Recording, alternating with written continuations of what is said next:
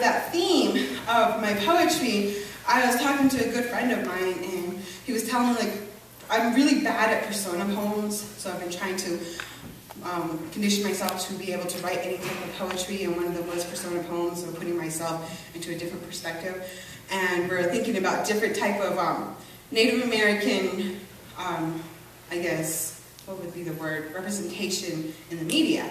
So of course Pocahontas, everybody knows Pocahontas, and everybody does like everything about Pocahontas, and we're thinking about different people. Tiger Lily. Anybody remember Tiger Lily? Yes. Okay, so you guys all know Peter Pan. Now, Peter Pan with this whole thing. If you ever watched the Disney version of Peter Pan, yes. Tiger Lily never speaks throughout the whole movie. Not a single word. The one time she's about to say something, and she's about to say something to Hook lowers her down, and her voice is mumbled to the point where she has no words.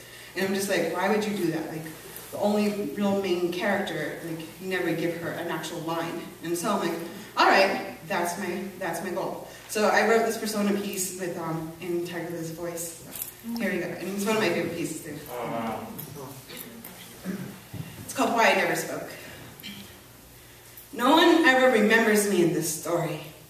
I'm not what you think I am, and neither is he. Do you think he brought you here to show you clapping hands how to say fairies? Do you think he brought you here because he loves you? He promised me I would have children. And for a moment, the lost boys called me mom. Time passed as the ticking in my belly gave way to crocodile tears. There's a land back at home, where the stars shine bright, where the wind has a lullaby sweeter than any mermaid songs. My survival skills came not from him. It was I who saved his life, showed him how to hunt, how to navigate the stars and fly straight on till morning. I who cut his shadow free, the closest thing to his scalp. Do you like that present he picked for you? That piece of flamed petal burning orange is the spark that grew in my heart. He named me after that flower, Tiger Lily. I find it interesting that he gave you this present. Could this mean I'm still on his mind? He used to wrap me in his arms, kiss me on the shoulder, telling me to close my eyes, and before I knew it, I was floating, coated in gold shimmer and pixie dust, never landing. I don't even remember what my real name is. This place will help you forget things. I am stuck on an island I will never call home, but as long as my lips are painted thin and silent, the boys he brought from my tribe will be spared.